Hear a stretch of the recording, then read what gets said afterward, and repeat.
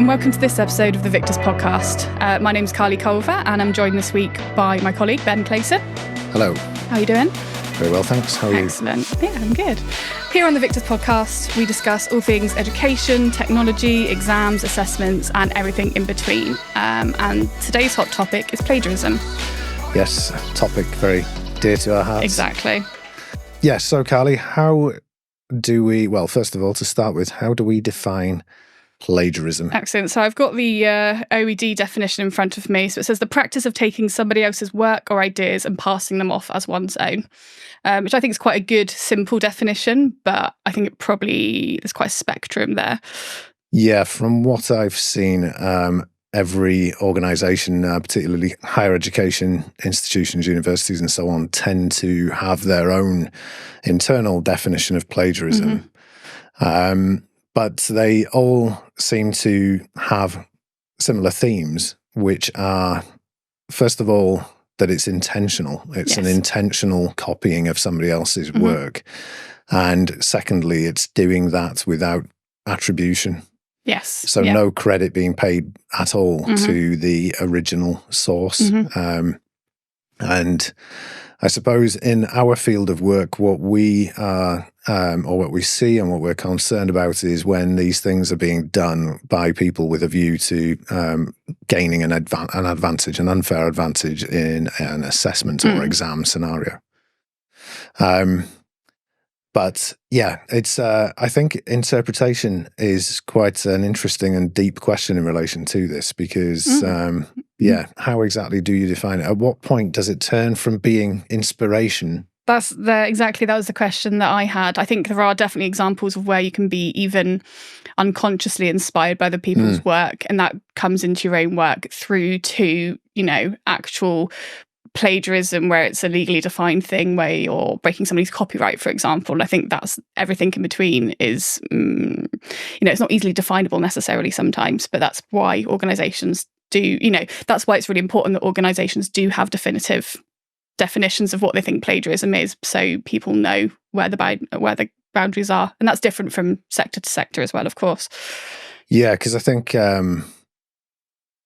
Vanilla Ice with Ice Ice Baby, when you hear that and compare it to Under Pressure by Queen, I thought that Vanilla Ice had sampled Queen and that it was a direct sample, and that was the point, was that he was sampling a tune that he liked. Exactly. But he said that he changed one bass note in it and therefore it wasn't a copyright infringement. And I believe they settled out of court in the end. But I don't think you can say you took inspiration from something and then replicate it to 99.9% and then claim that what you've created is original. I think it's difficult. I think something like music or the more creative industries, it's probably even more difficult than when we're talking about something like an essay or an academic paper, because I think the concept of inspiration does come in it more. But music's a great example where it happens constantly. That's a slightly older example, but it's been happening since music's been created. I was reading about that before this podcast, and I think it's interesting now how artists are tackling that problem. So kind of go one of two ways. Sometimes it's exactly like court settlements, big copyright battles and huge settlements being made.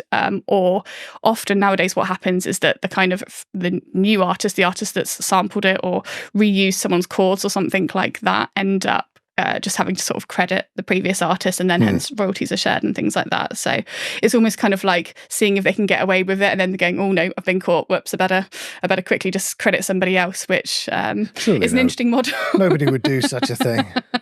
I mean, heaven forbid that anybody would listen to one of their competitors or industry colleagues' podcasts and then just copy the content 100%, including guests and so on.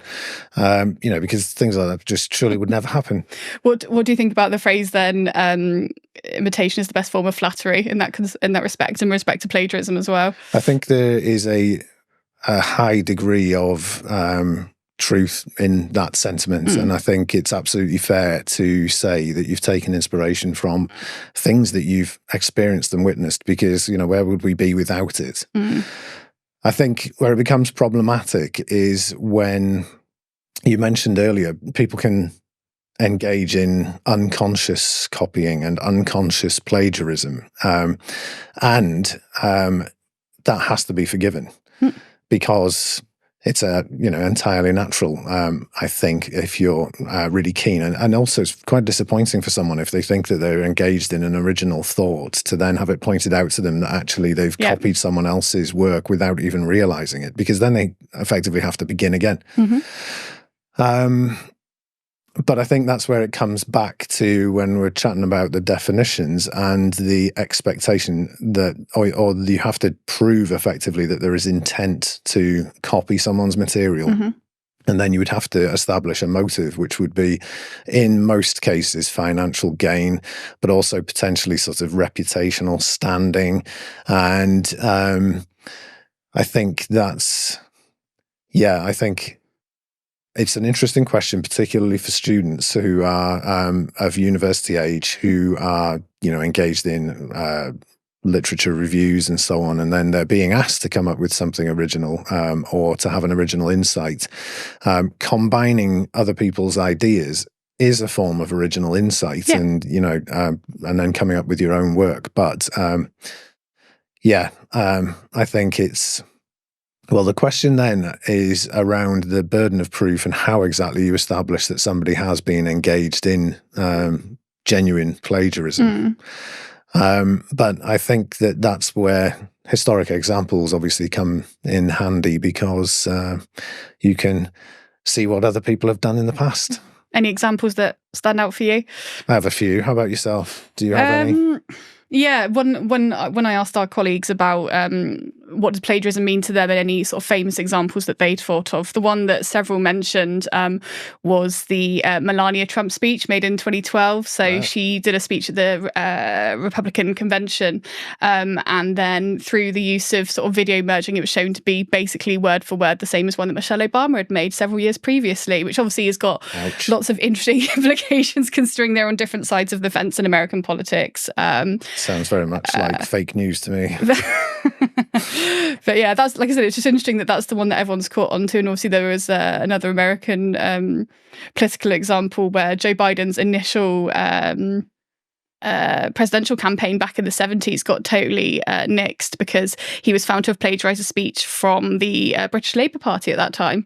So apparently it's rife in American politics, which isn't really much of a surprise. No. And I have I have a couple of political examples myself, but one that I found that was very interesting is an artist called Roy Lichtenstein, who's very famous for, was very famous for pop art, but clearly stole various artworks and or inspiration ideas for his art from other people, and then failed to credit them, and did extremely well out of it. And I think it's important, because we specialize in exams and assessment delivery at global scale, we tend to think about that kind of academic plagiarism probably more than in other areas of life. But the fact is that it is a phenomenon that occurs across all sorts of different industries and areas of life where you might not expect it. And then, interestingly, stepping back in time a touch, Saddam Hussein back in the day, he and his regime, they presented I believe it was a 1,200-page document, which criticized the United Nations declarations or reports into Iraq and its weapons of mass destruction and so on. But it was proven to be completely plagiarized, and the Iraqi regime had actually plagiarized parts of the UN's document, which was interesting. But then similarly, the British government at the time under Tony Blair, they published a document called Iraq, Its Infrastructure of Concealment, Deception and Intimidation. And much of that was proven to be plagiarized from an academic in the US. It was considered to be quite embarrassing, because this document was very much part of the case against Iraq and the reason why we ought to take action against the country.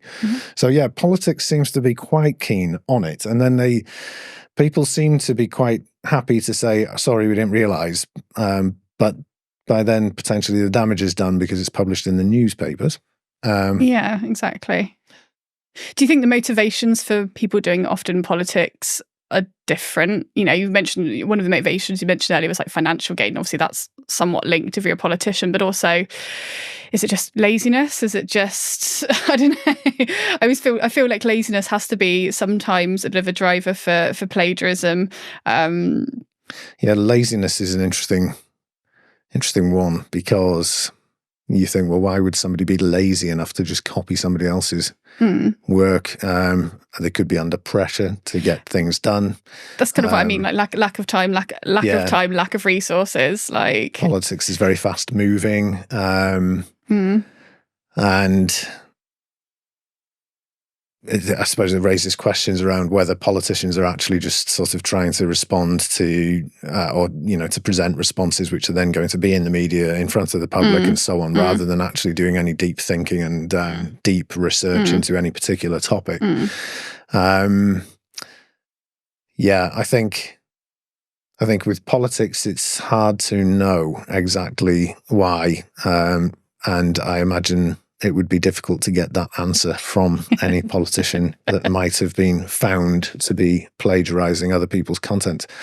I think with creative works, it's possibly easier to imagine the motivations. So I know that one famous case is Mrs. Beaton's cookery book, or in which she plagiarized lots of recipes from other authors, and she made various grammatical mistakes, which proved that it was a direct copy from somebody else's. And actually, when she died, her husband carried on publishing updates to the book on her behalf, as if she was still alive, which is possibly a form of plagiarism, or certainly misrepresentation. Yeah, certainly. And I suppose the thing is, that's interesting, because then that, if they're stealing from less well-known people, that really highlights one of the dangers of plagiarism, one of the negative impacts of plagiarism, which is the fact that you're stealing potentially revenue streams, recognition, things like that from the people that you have plagiarized from, right?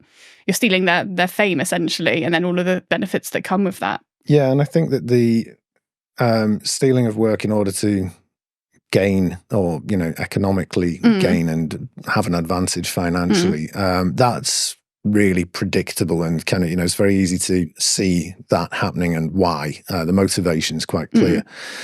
I think when you start talking about recognition and you go down, you know, you start thinking about things like ego and those types of drivers, then things become, for me at least, harder to understand. It's harder to understand why somebody would, or how somebody would find themselves in a position where they think it's acceptable to pass off somebody else's work. One example that I know of is that in 2015 at VICTVS, we created a web page for a product that was on our own website, a product we had built and created from scratch.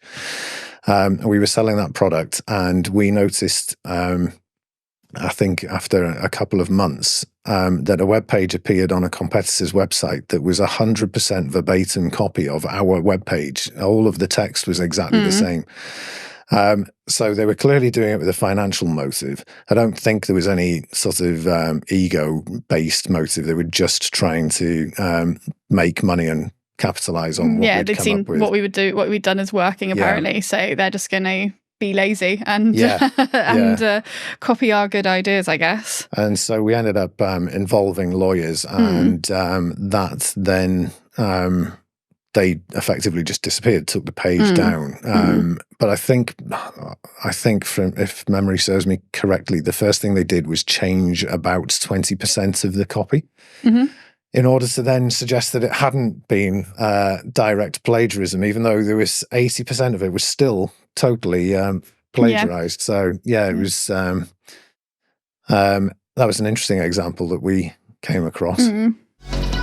That nicely sort of brings it back to like I said, more what in our day-to-day work at VICTVS we would deal with, which is more academic integrity and plagiarism in that context in terms of assessments and examinations and things. So obviously there's a really wide variety of techniques used, especially kind of tech-based stuff. So what's your view on those? There's 1,000,001 plagiarism checkers out there in the world on the internet. So what's your view on those and how they're being used by students these days? Yeah, I mean, they're very much a standard feature in universities and colleges all over the world now, which is a good thing. And I think it's interesting to look at the potential benefits for individual students to use those plagiarism checkers to help check their work as they're progressing through any particular project or publication.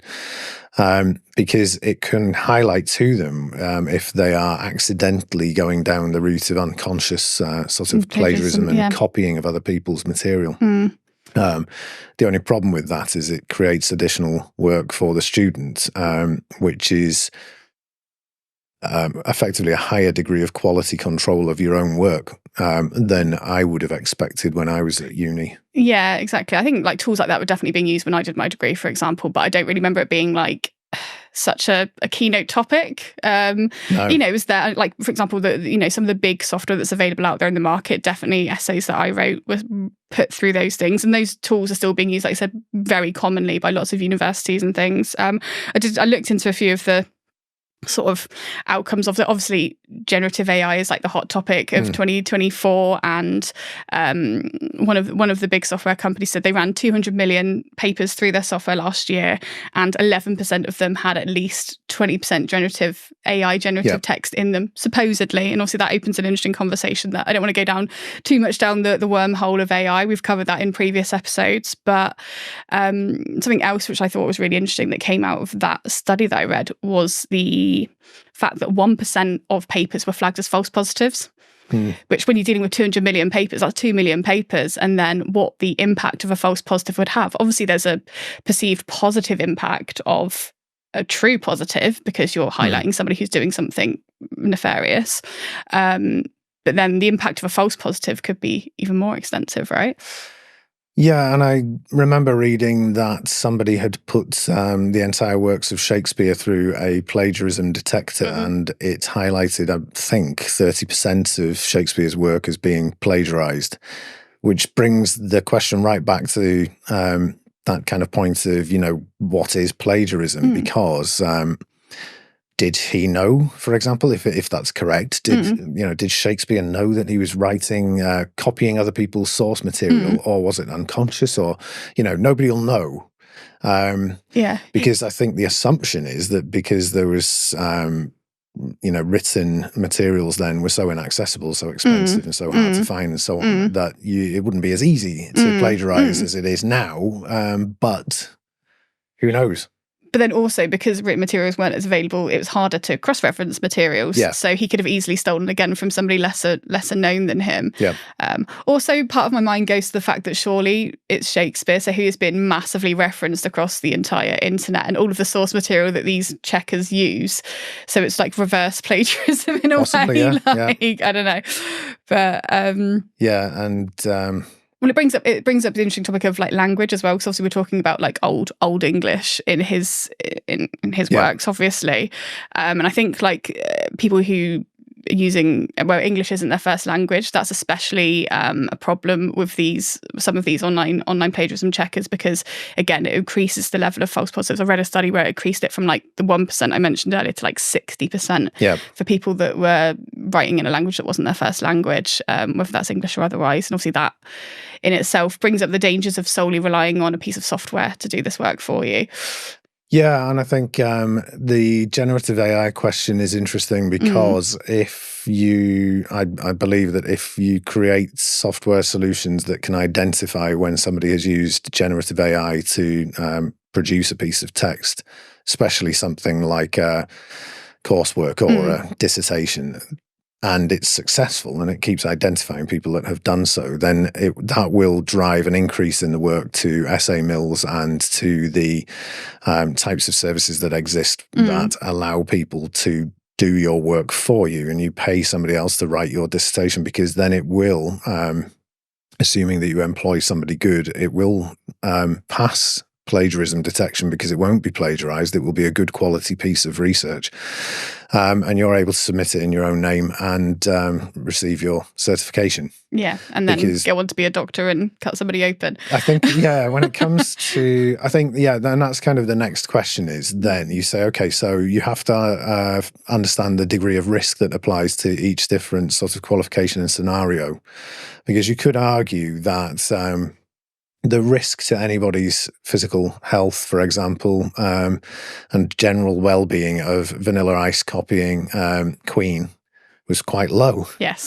However, they would argue that the financial risk was really huge, therefore give us some money, which is legitimate. But is that as serious as somebody fraudulently achieving a certification that makes them a danger to other people? No, obviously not.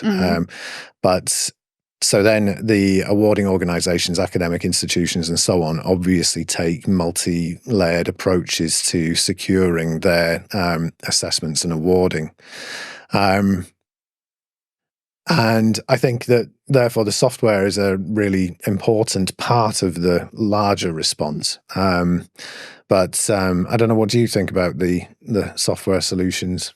Yeah, I think, like I said, it's part of it and it has to be part of it, but it's, well, as with any tool like that, as long as it's being used in the manner it's intended, rather than, people who just sort of think, well, they can just chuck in any essay and they just take the percentage outcome as rote. And then they, like I said, there needs to be more steps along that process than that. So there needs to be deeper interrogation of whatever text it is. I think talking to the student or the person that's wrote the paper as well, Like there was an interesting example exactly of this I think it was a professor at Texas A&M University a few years ago.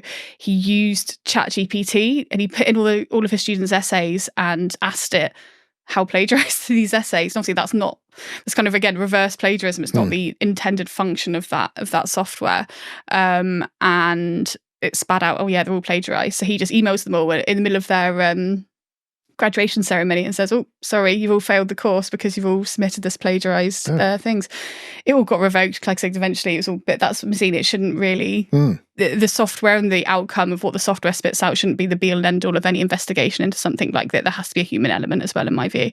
Yeah, and I don't think many awarding organisations see any one device as the be all and end all, because the nature of academic dishonesty and unintentional copying, plagiarism, but also legitimate fraud. The complexity is that these are problems that are always evolving as technology and practices evolve.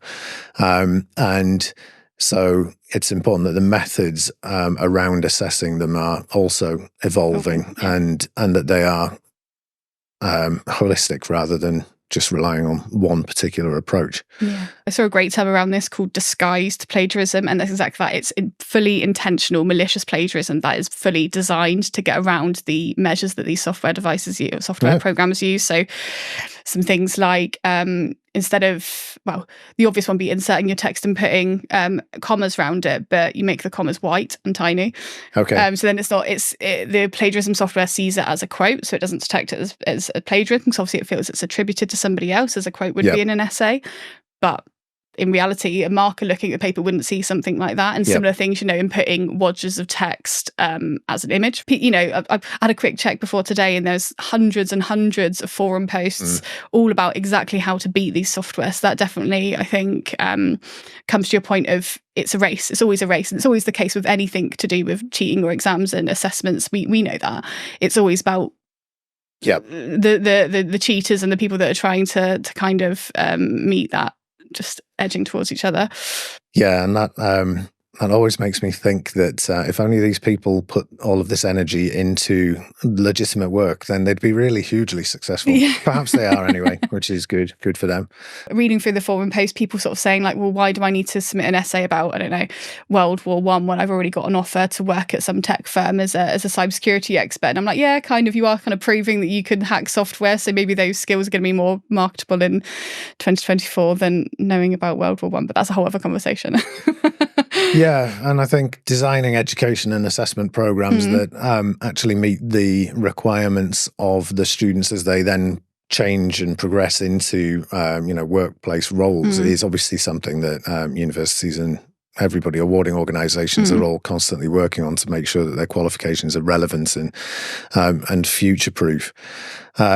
I think going back to the question around generative AI is very interesting because of the debate about how much of it is plagiarism, given that it is plagiarising or copying everything that it finds in the internet and then rephrasing things. But that leads into a whole bigger conversation about therefore, well, every thought must be a plagiarized thought. I was going to say that's exactly what academics have been doing. They literally read other people's thoughts and think, oh, that's good, and I'll add a little bit on top of that, or I'll reformulate it, or I'll apply it to something else. Like, that's how, because you're having these thought works. These claims coming up now where you have generative AI being used to create music, but using the voices of other people, of established artists, and is that plagiarism? Because you can have generative AI create a set of lyrics for a haunting country music ballad, and then you can have another generative AI create the actual song for you, but using the voice of Taylor Swift or whoever you like. That's very good country and Western knowledge. I'm surprising, actually. Is it? Good, because I have no idea who she is. I think that, then the question would become, well, who do you then take that claim to? Because who's responsible for the generation of that piece of work? Yeah, is it ChatGPT? Is it Microsoft? Yeah, is it the publisher, or is it the person pressing buttons in their bedroom?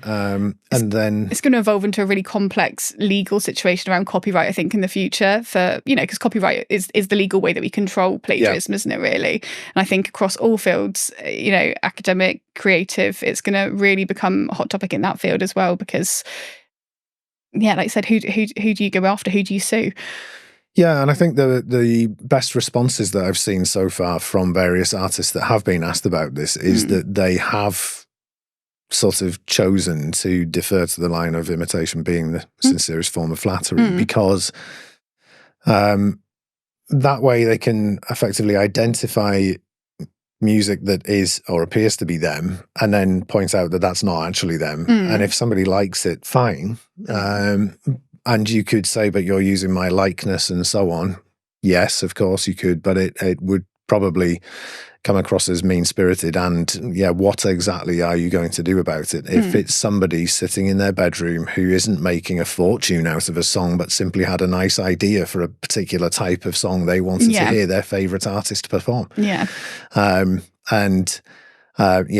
think that's a very complicated debate, but really interesting. And I like the idea of people being able to create their own personalized art based on their favorite artists. Okay. I'm trying to think of combinations in my head here. It's just straight down. I would say like Snoop Dogg Christmas album, but I'm pretty sure that's been done already. Yeah, well, there we are. So copyright. Exactly. If it hasn't been done already, I'm going to ask him. I think the psychology and motivations are very interesting questions around plagiarism. I think fear of failure is a huge one, and really significant for an awful lot of people. Nobody wants to fail to obtain a degree or any other academic qualification that they might be doing. And we know there are people who are extremely bright and very, very good at their job, know their subject matter inside out, but who are bad at doing exams. Because their first response to being asked a question in an exam will be to question the question and the creation or the construction of the question, instead of to immediately understand and recognize what the question is actually trying to ask. And a lot of that can come down to personal preference and personal approach. And so when you go into an exam and you don't know really what you're going to find, then there's we all know that uniquely human experience of being terrified going into an exam, even though you know that you know what you know. You know that you know the subject matter. You know that it's there in your mind, but whether or not you can access it within a specified time limit is, and you could be having a bad day, be late on the bus. Yeah. And then I think you mentioned earlier about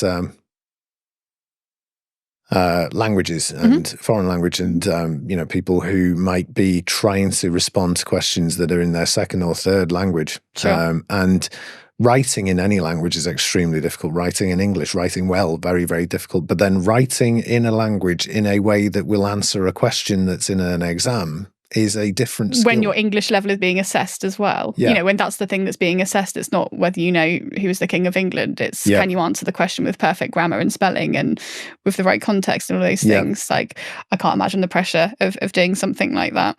And then adding in you might have concerns, even though they might not even be valid, but you might have your own concerns about your own time management and planning skills, because exam day skills are something that we talk about a lot as well for candidates who need to prepare to do a kind of an assessment, on a particular day. Of course, they may just have a lack of commitment and not actually be very committed to achieving anything in relation to that particular qualification. Like you said, that kind of probably ties in with the laziness question and sort of, as a motivation for why you might plagiarize, well, you're not really that committed to. I'd like to think most people who've made a decision to go into, higher education or go into, learning more as an adult have made some sort of commitment themselves to the education and the process of education, which will inevitably involve assessment if you want it to mean anything. So, I do, but it can be difficult, can't it, to sort of know what you want to be doing with the rest of your life at university at 16 age. or whatever. I think if you know for a fact that you want to be a doctor from the age of 18, then that's so nice, for you. Yeah, it's a very comfortable position to be in. Not insofar as you'll have to do a lot of work, but at least you have an path, idea. Whereas other people, I think, you can find yourself approaching degrees and other academic qualifications thinking that it might be something that you like, but then life can happen and you might a year later or 2 years later be struggling with your motivation. Sort of can't move. You're sort of stuck in that position until you get out the end of it. And and then also you mentioned earlier, but there is a real phenomenon, which is people downplaying the significance of plagiarism. Why does it really matter? Why does it matter? And if all these politicians are plagiarizing each other, and very successful artists are, and musicians are, and all the kind of pop culture heroes that you have or it can be perceived as, plagiarism is rife, then why should I bother? Yeah, why shouldn't I get on the bandwagon and just use an essay farm or, ChatGPT to write my next work report for VICTVS? I won't, I promise. So coming off the back of your sort of point about the fact that fear of failure is a potential motivator for somebody plagiarizing somebody else's work, what do you think that people can do on an individual level, or we can do on sort of a organizational, societal level to combat those motivators? Yeah, as we've discussed, there's a lot of motivations. So fear of failure, but also the kind of sheer economic reality of people trying to win financially by copying other people's work. And we were talking earlier about motives and, what drives people. Why did Mrs. Beeton's cookery book, why was that? Yeah, why did she steal from others? Yeah, exactly. It's stealing, it is theft. And so how are these people, because it's so clearly so prevalent, how are people able to justify and ignore the fact that they are stealing material from other people? And then the question is, how can somebody stop themselves or address an attitude that they have that suggests that this is okay? And it's obviously a very complex question, but Dr. Jim Lehrer, who has a doctorate in psychology and is a full member of the American Psychological Association. So he spoke recently on the Knowledge Project podcast, and he was talking about how over the course of his career of many years, decades of coaching elite athletes, people who are number one in the world, and he's talking about how they have a very kind of focused sort of career where they're focusing on being the best. And the danger with this is that you can get to the point where you're at effectively the end of your career as a professional athlete, and then what? Yeah, and especially if it's like 25 or 30 or something like that, because you've clearly still got a lot to give. And also, you have to bear in mind the fact that professional sports are a field in which cheating and trying to gain an unfair advantage is totally rampant, all over the place. When we're talking about financial motivations, that's like a pond effect, isn't it? Because it's not just for the person themselves, it's for the team, it's for all the kind of gambling, betting industries, it's for all of the investments that go along with it. So that's huge. And so he's talking with his athletes about not necessarily these questions of integrity and so on, but more about kind of what, he's coaching them for mental health and mental resilience under the pressure and dealing with all of the complications of becoming a celebrity, #1 sports person in the world. And then those lessons he's passed on to the wider public through his books. But he was talking about how his books have evolved over the years and how he now talks to these athletes from day one about how they are going to live after they have become #1 in the world. Because the question really is, who do you want to be? Because it's less a question of whether you can be #1 in the world, because if you're operating at that level, you may become #1 or you may become #2, but you're kind of right up there at the very, very highest level.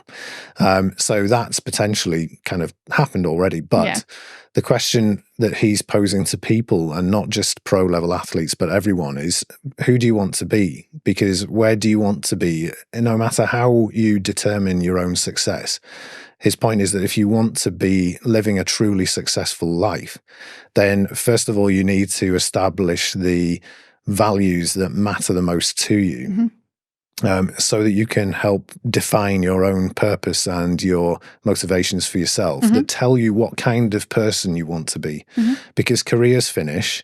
You won't be #1 in the world at anything for a particular, forever. Forever, yeah, exactly. And you won't be... my point is you won't be at university forever. You won't have qualifications forever. If you do have qualifications, or you've gained qualifications by plagiarizing and cheating your way through, then it may well be the case that somebody finds out. And so if we're talking about how you can address questions around integrity and your personal approach to copyright theft and plagiarizing material, then I think, people need to ask themselves what sort of person they actually want to be at the end of this, because, will they consider themselves to be living a truly successful life if they build an empire out of sand, which turns out to be based on fraudulent activity? Yeah, because you think there's going to have to be at some point, regardless of what the fraudulent activity, what the plagiarism, whatever the misconduct was, there is going to be at some point in their life where they actually need to know the information that they've plagiarized for real. And if they're actually pursuing, a goal based on that achievement. So, and we live in the information age when people find things out. People are willing to put the time in to dig deeper and understand the reality. And so, Lance Armstrong, good example, and so many others, when everything they've achieved is undermined by one moment of poor motivation or a lack of character. And I think a very interesting book is The Road to Character by David Brooks. It's not preachy. It shows examples of people throughout history who have demonstrated character in ways which doesn't necessarily result in them having fame and fortune, but certainly means that they lived very virtuous lives. And then I would also recommend reading anything by Robert Greene. I think I echo your sentiment that I would like to think that people get caught out. I don't think there are many people in life that get through their entire lives maintaining a secret or a lie.